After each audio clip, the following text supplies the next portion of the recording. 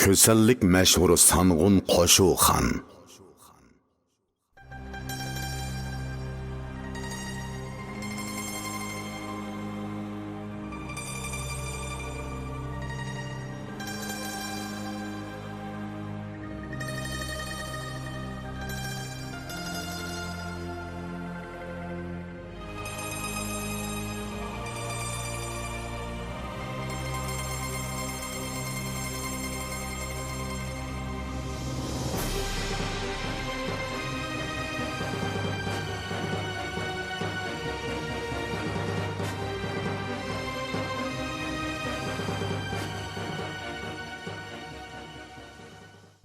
Yaponiyalik olim Maijima Shinji tarafidan Ipak yo'lidagi kishini eng jalb qiladigan shahar deb ta'riflangan Kucha shahriga 2009-yili 6-oyda leksiya so'zlash munosabati bilan kelib bir necha kun turishga muyassar bo'ldim.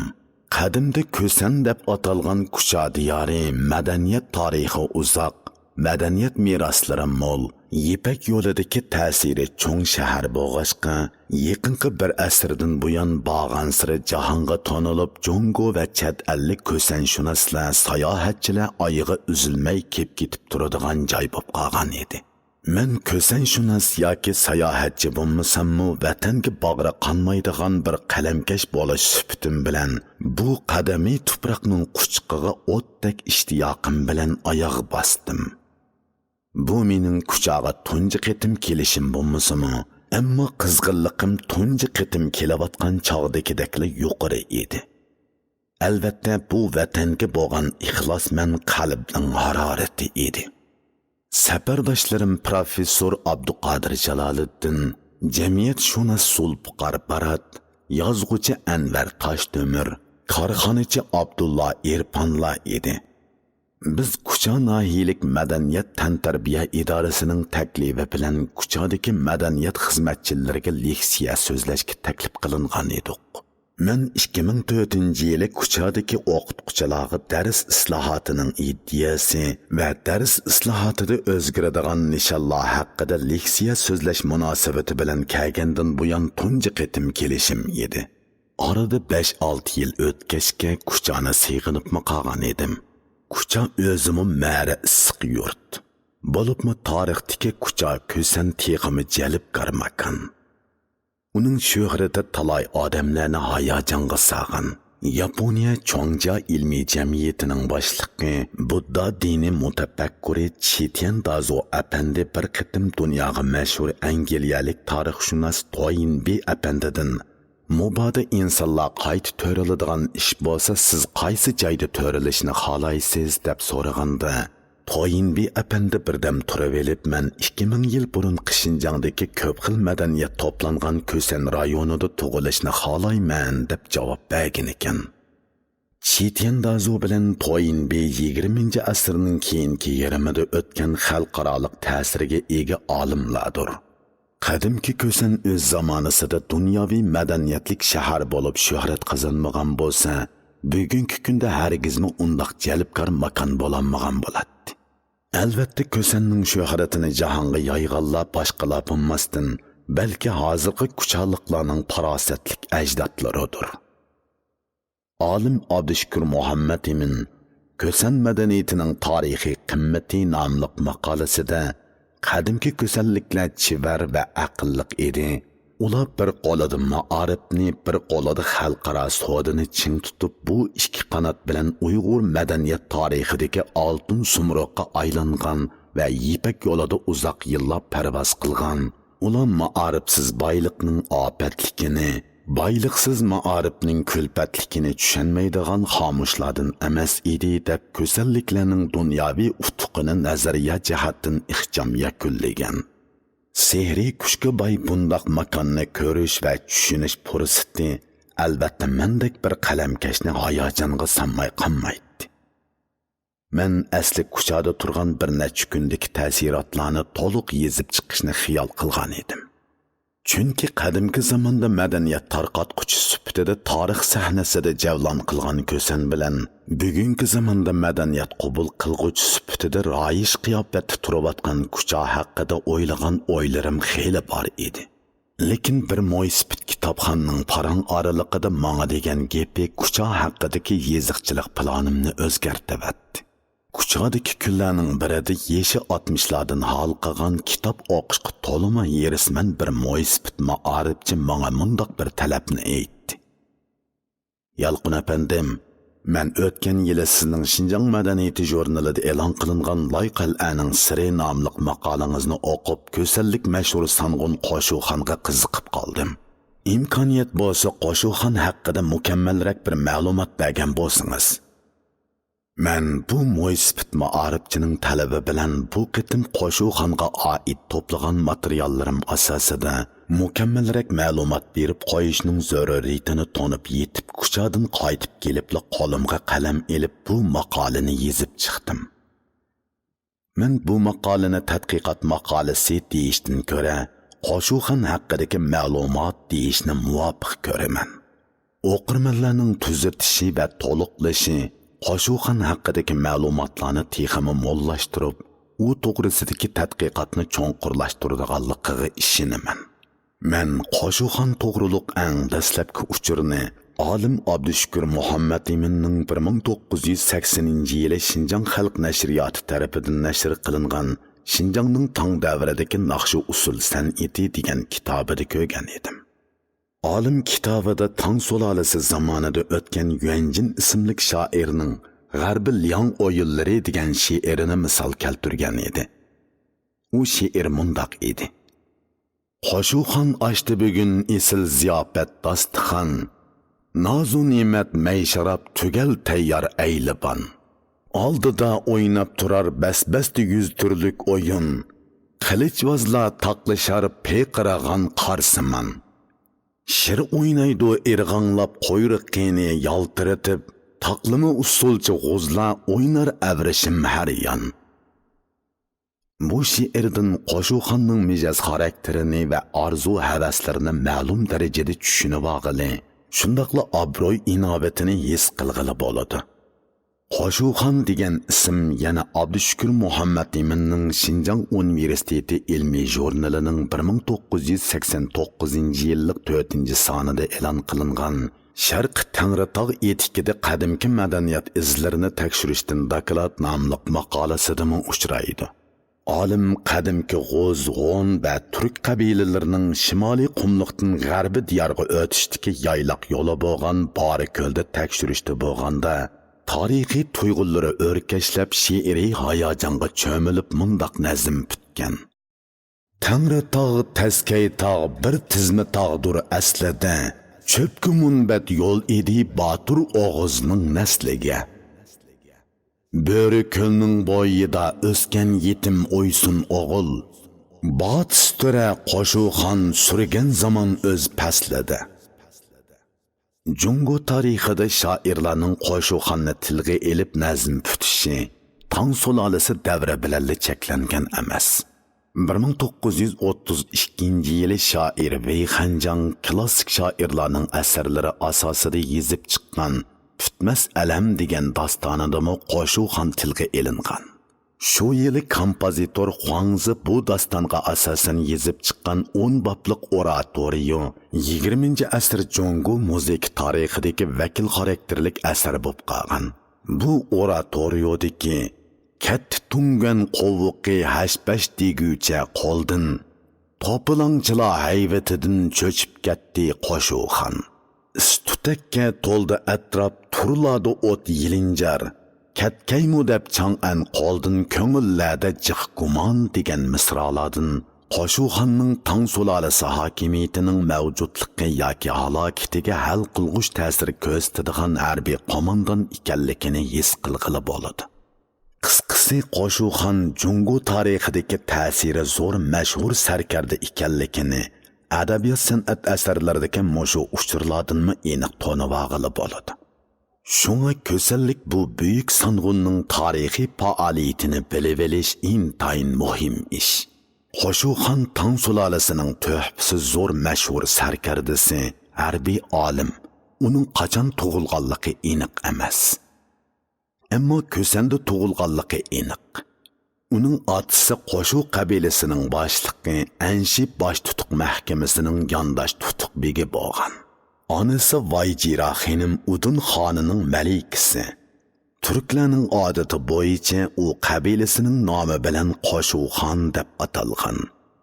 Qo'shuxon yosh chaqlarida o'yin tomoshaga amroq, aroq-sharobga herisman, qimor o'ynashga xushtor bangbosh bekzodi edi. Ammo merdu merdona va'dasida mahkam turadigan esil xislatlari bilan kishilar orasida obro'y inovatlik edi. Qo'shuxonning oti bobosi g'arbiy turklarning mashhur oqsoqollari bo'lib Anshi deb atalgan. Ko'san diyorida uzoqdan beri o'ltiraqlashig'liq edi. Bayoshotliq, bangvoshlik ichida arki o'sib yetilgan Qo'shuxon yoshlik mazgilini bekor o'tkazib o'tgan. U 40 yoshga qadam qo'yganda otasi Chang'anda olamdan o'tgan. Tang sulolasining qoida yosoni bo'yicha u Chang'anga berib 3 yil motam tutgan. U kunlarini bekor talablik bilan o'tkazganligi uchun Chang'anning amaldori uni ko'zga ilmay muomala qilgan. Bu ish Qo'shuxonning g'ururiga tekkan. Tomirida yayloq millatlarning qini eqib turgan tug'ma harbiy xarakterga ega Qo'shuxon biroq xizmat ko'zitib o'zini tonitib qo'yish irodasiga kelib xishig'i berib harbiy bo'lishni o'ylagan. Qo'shuxon garchi yoshligini kayib sapa ichida o'tkazgan bo'lsa-mu, ammo u kitob o'qishga amroq bo'lg'achqa Zo Chiuming tafsiri, Xannoma qatorliq kitoblarni bak pishiq o'qigan. Shunga ishning yo'lini biladi. Otasining tonishlarining yordami bilan Xishidagi Liangzhouning yerovuli Wang Chuyning qo'l ostida xizmat qilgan. 742-yili 12-oyda Wang Chuy qo'shin boshlab Xinjiangni ishg'ol qilgandan keyin bu yerni Qo'shuxonning boshqarishiga topshirgan. Qo'shuxon tug'ma harbiy sapoga ega ham o'zimi bahodir azamat bo'g'ashqa qo'shinni qattiq boshqargan. Qo'shinda uning hayvisidan cho'chimaydigan birasi yo'q edi. Shung uning nomi bara-bara tonilishga boshlagan. 746-yili yil 5-da Wang Jungshi Liangzhouning yerovulligini qo'shimcha ustiga olgan. U uzoq o'tmayla Qo'shuxonni harbiy do'rg'iliqqa o'stirgan. Qo'shuxon merdu merdona, do'stlikqa sadoqatman odam bo'lg'ashqa askarlarning himoyasiga erishgan. 747-yili Wang Jungsi Qo'shuxonning harbiy martabasini yana o'stirgan. Shuning bilan birga Qiton millatidan kelib chiqqan Liu Guangbi bilan ikkisini tubitlarga taqobil turishga buyurgan. Tang sulolasining millatlar siyosati xeyli yaxshi bo'lg'achqa ma'muriy amaldorlar bo'libmi harbiy amaldorlar ichida turli millatlardan kelib chiqqan qobiliyatli sarkardalar ko'p bo'lgan. Xos milliy qo'shinlarning soni nihoyat ko'p bo'lgan. Qo'shuxonning mana shundoq afzal siyosiy muhitda qobiliyatiga yarasha qadrlanishga erishgan. U shu yili so'l qo'l yondosh kaptavullikqa o'stirilgan. Ayni chaqda Tang sulolasining qo'shnilari ichida Uyg'ur xonligi bilan Tibet xonligi nihoyat kuchli edi. Shuhrati jahonni bir og'an Uyg'ur xonligi bu chaqda teqi yangidan qurilgan edi. Tibetlar bo'lsa Tang sulolasi bilan bo'lgan chegara rayonlarda parakandichilik qilib turadi. Ularning harakati chabdas jangovarlik kuchli bo'lg'ashqa Tang sulolasi uchun boshqa turadigan raqib hisoblanadi. Qo'shuxon bir qitim qo'shinni boshlab Qinxaydagi Kuba ko'li beshida ular bilan jang qilgan. Jangda Tibetlar 3 bo'lakka bo'linib orqa-orqadan hujumga o'tgan. Jang to'liq dahshatli bo'lgan. Jangda Qo'shuxonning nayzasining sepi sunib ketgan bo'lsa-mu, u yarim nayzasi bilan jangni davomlashtirgan. Udul kaginini yarchishlatgan. U jasurlik bilan jang qilib 3 bo'lik Tibet qo'shinini mag'lub qilgan. Bu jangdan keyin uning danqi jahonga pur ketgan ham Xiyanning harbiy amaldorligiga tayinlangan. Tibetlar har yili degudek bug'doy pishgan mazgilda zo'r qo'shin avatib, Tang qo'shinining Jishu jundagi bug'doyliqlariga kelib bulang-talang qiladi. Tibetlarning kuchi zo'r jang qilishga mahir bo'lganlikdan Tang qo'shini sarkardalardan ularga taqobil turadigan birasi chiqib boqmagan edi. Şunu tübütler körənləb bu yerini tübütlərinin buğdaylı qeyd deyişib alğan edi. Qoşuxan Xiyanның hərbi əməldari bolğandan keyin bu xil nachar ahvolni o'zgartishga iroda bog'lagan. U qo'l ostidagi Wang Nandi, Yang Jinghui qatorliq sarkardalarni qo'shin boshlab sharqiy janubdagi jilg'ida bo'ktirma qilishga buyurgan. Dal shu oyda tübütlar 5000 kishilik otliq qo'shin bilan ochliq bulog'iga kelgan. İlgiri ular açlıq bulaganda tan qo'shuni shaharga mo'kinib elib jang qilishga petinolmaydigan bo'lg'achqa tübütlar savutlarni yeshib etib, otlarni qo'yib etib bahramon ochliq yig'ib oladi. Bu qitimni dal shundoq qilgan. Mushundaq ahvolda Qo'shuxon shahardan tuyuqsiz qo'shin tortib chiqqan. Tübütlar tayyorliqsiz bo'lganligi uchun tankilanmay olmon-talmon qochgan. Ular qechib sharqiy janubiy jilg'aga kelganda bo'ktirma qo'shin taraf-tarafdan qopsab kelib tübütlarni pok-pokiza qirib tashlagan. Bu jangdan keyin tübütlar ochliq bo'lash odatini tashlagan. Tübütlar bilan ko'p jang qilib shuhrati jahonni bir og'an Qo'shuxonning haybasi va tuhfasi puhrolarning qalbidan cho'nqur o'rin olgan. Shu chig'da ismi noma'lum bir shoir Qo'shuxon to'g'riliq mundoq bir koplet she'r yozgan. Chaqnar shimol osmonida o'kar yulduzi, qilich esib turar bunda Qo'shuxon o'zi. Tübütlar yayloqdan yo kechanmay, petinib lentavdan hech o'tanmaydi. Bu she'r ta hozirga qadar tarqilib kelgan. Çin sulalası devredeki Xintang tüyüşi tallap tüzgen tang şiirlerden 300 parçaga kirgizilgan. Bu şiirning mazmuni Longyu atrofidagi avam xalqning Qo'shuxonga bo'lgan ishonchisi va madhisini aks ettiradi. Haqiqatan Qo'shuxon tübütlarga qaqshatqush zarba berib, ular bilan bo'lgan chegara to'qinishida ustunlik qozonib, mayli o'rda ahli, mayli harbiy qo'shin, mayli avam puhra orasida bo'lsin qizg'in ta'riflanadigan dongliq sanğun bo'lib qolgan. Tübütlarmu salchig'lig'ila bo'lmaydigan bu raqibga astoydil muomala qilishga boshlagan. Materiallarda yezilishicha Qo'shuxon nayzabozlikqa bak mohir ekan.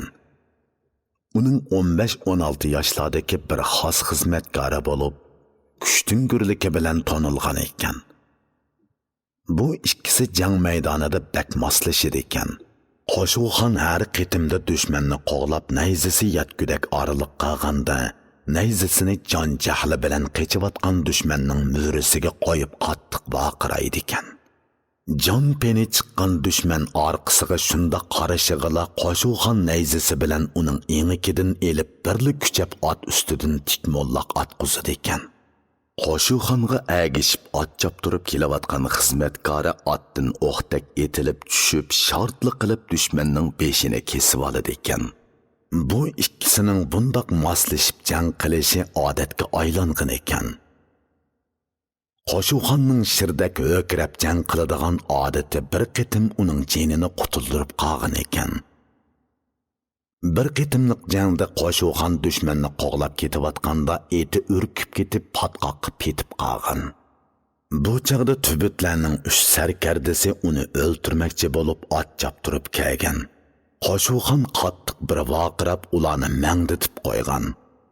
Shu arada yordamchi qo'shin kelib ularni o'ltirgan. 747-yili vaziri Yang Gojung cho'ng huquq tutgan Wang Jungsining o'ziga tahdid shakllantirishidan ansirab, biraylarni xonga Wang Jungsiga tuhmat qilishga xufyona avatgan. Tang Xuanzong bu tuhmatga ishinib Wang Jungsining amalini elib puhrolik darajasiga tushirib Keyin podshoh Tang Xuanzong Qo'shuxonni qabul qilib, uningga Xonglu begi degan amalni bergan. Ya'ni bu amal maxsus ozsonliq millatlar ishlarini boshqaradigan amal nomi bo'lib, darajasi hozirgi davlat millat ishlari komitetining mudirligiga barobar. Hamda uningga yana Wang Jungsining xishidagi huquqini o'tkazib bergan. Ammo Qo'shuxon xonning oldida Wang Jungsini butun kuchi bilan oqlagan. Tang Xuanzong uning gapini anglamay shohliq kursidan turib kayni o'rniga qarab mangan. Qo'shuxon xonga daxli ta'ruz qilish jinoyati o'tkazib qo'yish xavfiga qaramay xonning kaynidan qo'lishib mengib to'xtamay o'tingan. Padişah uning mardonalik bilan qilgan bayonlaridan ta'sirlanib Wang Jungsiga berilgan jazoni yeniklatib uni Hanyangning valiyligiga tayinlagan. O'rdadagi vazirlarning hammasi Qo'shuxonning sadoqatmanligiga opirin aytishgan. Wang Jungsining o'rniga tayinlangan Qo'shuxon hozirgi Gansu o'lkasidagi Liupanshanning g'arbidan Huanghening sharqidagi ko'p joylarga huquqi o'tadigan ma'muriy amaldor bo'lgan. U bu joylarni boshqarishni ustiga olgandan keyin harbiy ishlarni tartibga solib qolmay, moliyani tartibga solish, fuqarolarning dardiga darmon bo'lish, qatnash, boj ishlarini o'rdining belgilamasiga loyiqlashtirish jihatlarida nurg'un yaxshi ishlarni qilgan. 748-yili Tibetlar bugungi Qinghai o'lkasiga hujum qilib, bir qism joylarni tortib olgan hamda davomli ishkirlab jiddiy hujum qo'zg'agan. Mushundaq jiddiy paytda Qo'shuxon podshoh Tang Xuanzongning o'rinlashtirishi bilan 20 ming kishilik qo'shinni boshlab Qinghaiga berib, Tibet qo'shinlariga qattiq zarba bergan ham ularni Qinghaidan qovlab chiqargan. Uzoqni ko'zlagan Qo'shuxon Ko'knur ko'lida Xianwei qo'rg'onini qurgan. Lekin bu qo'rg'on Tibetlarning bir qatimliq tuyuqsiz hujumida ishg'ol qilingan. Shuning bilan Qo'shuxon qayta jang qilib bu qo'rg'onni qaytarib olgan ham Ko'knur ko'lidagi Longju oralida Yinglong qo'rg'onini qurgan. Yinglong qo'rg'oni bilan Shanbi qo'rg'oni bir-biriga moslashib mudofaa qilgan. Shuningdan keyin Tibetlar yiqilishga petinamagan. Tibet qo'shini Tang qo'shini bilan ro'baro tura oladigan o'rnini saqlab qolish uchun Shibao qo'rg'oniga chekinib berib qo'g'dinib turgan. Tang qo'shinlari turgan yerdan bu qo'rg'on boyagacha bo'lgan oraliq yiroq yo'l xatarlik bo'lgani uchun ko'p qitim hujum qilingan bo'lsa-mu unumi bo'lmagan. 749-yili Qo'shuxonning harbiy ishlardagi talantiga qoyil bo'lgan Tang Xuanzong Huanghening sharqidagi oz sonliq millatlardan tashkil topgan 100 ming kishilik qo'shinni Qo'shuxonning qo'mondonligiga o'tkazib bergan. Ya'ni yana bir manbada 47 ming kishilik qo'shinni Qo'shuxonning qo'mondonligiga o'tkazib bergan deyilgan. Shuning bilan Qo'shuxon 10 kun o'tmayla Shibao qo'rg'onini ishg'ol qilgan. Podshoh uning bu tuhfasini tortuqlash uchun Qo'shuxonni yana o'stirib yangi amal bergan. 752-yilga kelganda uning mansibi yana o'stirilgan. Bu qitimqi amalning darajasi yuqori bo'lib, bundaq amal xonlik tavasidagi faqat 3 kishiga beriladigan o'z oldiga organ ta'sis qilish imtiyozi bor amal edi. Nima sababdan keyin Qo'shuxon bilan Tang sulolasining turklardan kelib chiqqan yana bir dangliq sarkardasi o'nglik bir yerga kasili hijrishib qoladi ekan. Ularning mijozi faqat kelishmaydi ekan. O'nglik hozirgi Beijing, Hebei, Liaoning qatorliq joylarning oliy qo'mondoni ekan. Tang Xuanzong u ikkisini davlatning turiklari deb qarab, doim ularga og'ayini bo'p qilinglar deb nasihat qiladi ekan. 752-yili bir ish bilan bu ikkisi tangli o'rniga kelib qolgan. Podshoh haram og'asi Gaolishini xonning kuyog'li Suyxuytungning sarayidagi ravaqti ziyofat tayyorlab, bu ikkalanni kutib olib aplashtirib qo'yishga buyurgan. Og'zi ittik o'nglik yoshli Qo'shuxondan kichik bo'g'ashqa uningga yaqinchilik qilish maqsadida sizning otingiz turk, onangiz o'g'iz, mening dadam g'uz, onam turk, mushundoq bo'lgandikin yaqin o'ssak bo'ladi degan. Qo'shuxon bu chaqda gapni udulli qilmay, qadimkilar tulki o'z iniga qarab ursa qotir bo'lur deb aytgan.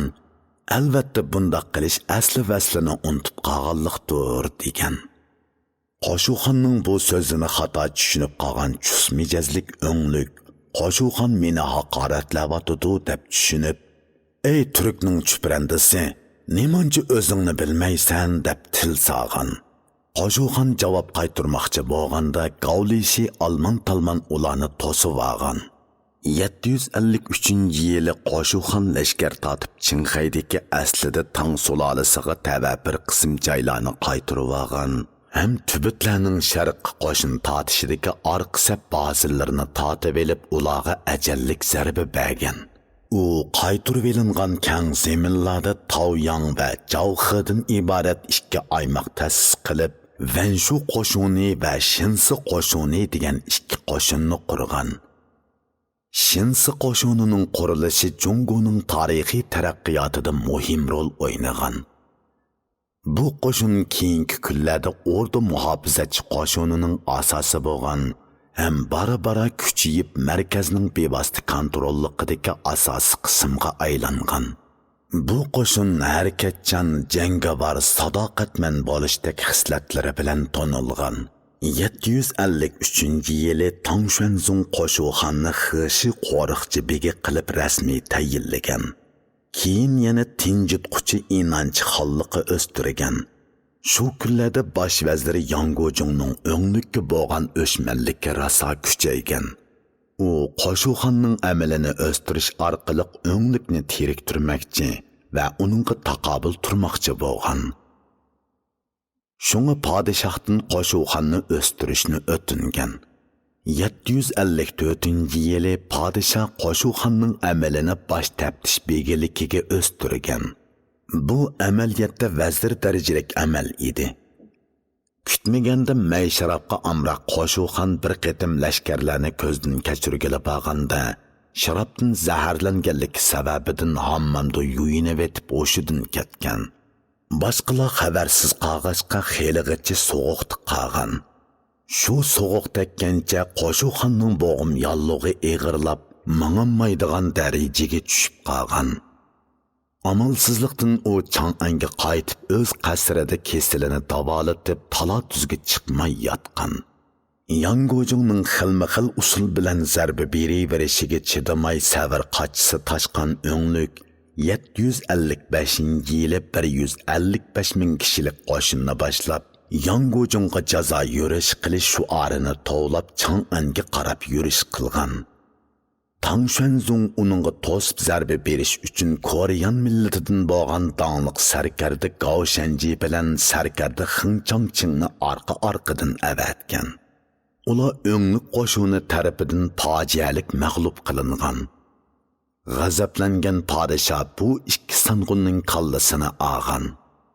O'nglikning qo'shini 700 kilometrlik musofani 34 kunda besib, Huanghedan chaqmoq tezligida o'tib sharqi Ostani Luoyangni ishg'ol qilgan. Tang sulolasining poytaxti Chang'an xavfda qolgan. Ordining ichi teshi vahimaga cho'mgan. Birdan-bir amal Sanshi, Shanshi va Xinanning muhim o'tkili bo'lgan Tungguanni mahkam saqlash bo'lib qolgan. Tungguan o'tkili qo'ldan kessa Chang'anning qo'ldan ketmiki birdamlik edi. Podshoh Tang Xuanzong Tang sulolasi hokimiyatini mislsiz xavfda qolgan mushundaq olqiliq paytda boshlarini sangalatqinicha chorasiz qolgan sarkarda sanqullarga qarab bak umidsizlangan. Tungguanni zodi kim mustahkam saqlab tura olaydi degan masala uni qattiq qiynagan. Oxiri u umidini Chang'andagi qasrida kesilini davolatayotgan tinjitquchi Inanchixon Qo'shuxonga bog'lagan. Qo'shuxon podshohning talabini o'rinlashga va'da bergan. U podshohga biz 200 ming kishilik qo'shin bilan Tungguan o'tkilini saqlab turishimiz kerak. Jang qilsak dushman qo'shini ustun kelishi tabiiy. Ular ko'p jang qilib, uzluksiz g'alaba qilib jangovarlikka eshib ketdi. Bizning qo'shinimiz xelidan beri jang qilib boqmadi. Ammo bir o'rinda turib mudofaa ko'rish jihatda ustunlikka ega.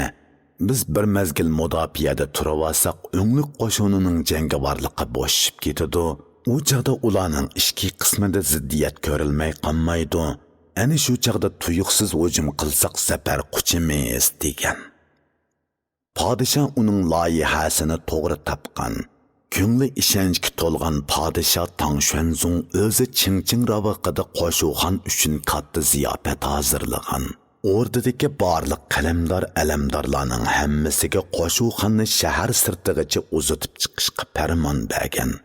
Taraf-tarafdan to'plangan 200 ming kishilik qo'shinga qo'mondan bo'lgan Qo'shuxon podshoning umidini oqlash uchun Tunganga qarab yo'lga chiqqan. Jiddiylashib ketgan podsho Qo'shuxon Tunganga yetib borguncha uning amalini to'xtamay o'stirib, oxirida vazirga o'pmi o'xshash amal yurgizoladigan darajadagi yuqori mansabni bergan. Qo'shuxon Tunganga yetib borgandan keyin bir mushavira uningga o'nglikning to'pilan ko'tarishdagi shuari Yangujingni jazolash, demak u Yangujingni yo'qotishni birdan-bir bahona qilgan. Agar biz 30 ming lashkarni Tunganni saqlashga qo'yib, qolgan 170 ming lashkar bilan Chang'anga berib Yangujingni o'ltirib etsak, o'nglikning Chang'anga bostirib berishga bahonasi qolmaydi deb maslahat bergan. Qo'shuxon bu maslahatni to'g'ri topgan bo'lsa-mu, lekin undaq yo'l tutishni muvofiq ko'rmagan. Lekin ayg'oqchilar bu xabarni Yangujingga yetkazib qo'ygan. Yangujing buni anglab dakki-dukkiga tushib, xonga ma'lumot yo'llab 10 ming kishilik qo'shin to'plab poytaxt Chang'anning sirtida ehtiyot uchun turg'izgan. Bu qo'shinga o'zining yaqini Duchan-Yunni qo'mondan qilgan. Qo'shuxon Yangujingning g'arazini sezib, podshohdan Duchan-Yunning qo'shinini o'zining boshqurishiga o'tkazib berishni iltimos qilgan. Xon iltimosni tasdiqlagandan keyin Qo'shuxon Duchan-Yunni maslahatlashadigan ish bor deb Tunganga chaqirib akilib o'ltirib tashlagan. Bu ishdan keyin Yangujingning aromi buzilib, puti ko'ygan to'xudek bo'lib ketgan. Shu kunlarda o'nglikning qo'l ostidagi nihoyat farosatlik sarkarda Suychanchun o'zining jangovar qo'shinini yoshirib qo'yib, bo'la bo'lmas qo'shinlarni o'z mayliga qo'yib etib, Tungan o'tkulining sirtida tayyorliqsiz holatda turgan. Yangujing Qo'shuxonni nayzini kayniga qartib sanjib qolmag'aydi deb ansirab, dushman bilan tutishtirib qo'yishga aldirab, yuqorqi ahvolni xonga ma'lum qilib, Tangxuanzongni Qo'shuxonga farmon tushirib qo'shin tortib dushmanga hujum qilishga aldiratgan. Qo'shuxon podshohga ahvolni tushundirib, o'nglik nurg'un janglarni beshidan o'tkazgan sarkarda turug'liq, qandoqmi qo'l ostidagilarning tayyorliqsiz turishiga yo'l qo'ysin. Suychanchunning bundoq qilishining hiyla ekanligi aniq. Biz hargiz uning qiltiqiga tushmasligimiz kerak. To'polonchi qo'shin yiroqdan kelganligi uchun oziq-to'lik zapisi yetarsiz. Shuni tez jangga otlanib, tez oxirlashtirishni xohlaydi. Bizning qo'shinimiz teqi Tungandan chiqib boqmadi. Biz mudofiyada turib olsak foydaliq. Ularning maqsadi tezroq jang qilish. Tez jang qilsa ularga foydaliq. Shuni hujumga chiqmaganimiz tuzuk degan. Lekin Yangujing hadab xonni kushkirtib hujumga chiqishga farmon tushirishga undagan. Uzoq zaman o'rdadagi aysh ishratlik rohat turmushda yashab harbiy ishlardan xabarsiz qolgan podsho Yangujingning gapiga ishinib Qo'shuxonga farmon tushirgan. 756-yili Qo'shuxon noiloj 200 ming kishilik zo'r qo'shinni boshlab hujumga o'tgan. O'nglikning qo'shini bir tarafdan urushib, bir tarafdan chekingan. Shunda qilib ular Qo'shuxonning zo'r qo'shinini bir tarchuqqa aldab ep kirgan ham o'zlari oldi tarafdagi egizlikni egilib olgan. Qo'shuxon janub tarafda Chilianshan tog'i, shimol tarafda Huanghe daryosi, oldidagi egizlikda dushman qo'shini to'sib turganligini ko'rib cho'chib ketgan. Orqasiga qarab zo'r qo'shinning hadab oldiga siljib kelayotganligini, bundoq ahvolda chekinish buyruq tushirishning zo'r qalaymaqanchilik paydo qiladiganligini fahmlagan. Natijada Qo'shuxon salg'i o'ltirib daryoning o'ttirisida turib jangga qo'mondonlik qilishga majbur bo'lgan. Jang to'limi dahshatli bo'lgan. O'lganlarning jasadlari hammiyani qoplab ketgan. Daryo suvi qon bilan bo'yilib ketgan. Qo'shuxonning qo'shini foydasiz ahvolda to'limi echinishlik mag'lub bo'lgan. Oxir Qo'shuxon dushmanning qo'liga tushib qolgan. asirga tushgan Qo'shuxonni ko'rgan o'nglik qaqoqlab kulib turib, "Hey takabbur qeri, bugungi kunda sen yana meni kamsitalamsan" degan. Qo'shuxon, "Ey o'nglik, nochi bo'lsang qani meni o'ltirgin" degan. O'nglik yeligarlik bilan, "Yo'q, sen o'lsang bo'lmaydi. Sen qo'l ostimda ishlab men uchun xizmat qilgin" degan. Aytilishicha, keyin Qo'shuxon o'nglikning o'g'li tarafidan o'ltirib etilgan. Qo'shuxonning fojialik mag'lubiyati bilan Tang sulolasining poytaxti Chang'an hashbash degucha qo'ldan ketgan. Podsho boshliq barliq o'rda ahli jinini elib Sichuanga qarab qochgan. Mushunda hal qilg'ush paytda Tang sulolasining yangi xoqoni noiloj O'rxun Uyg'ur xonligiga elchi avatib ularning yordamini talab qilgan. Mana bu Tang sulolasidagi turk qinidan bo'lgan ko'sallik mashhur sarkarda Qo'shuxonning bizga ma'lum bo'lgan tarixiy tarjima holi. 2009-yili 6-oyning oxiri yezildi.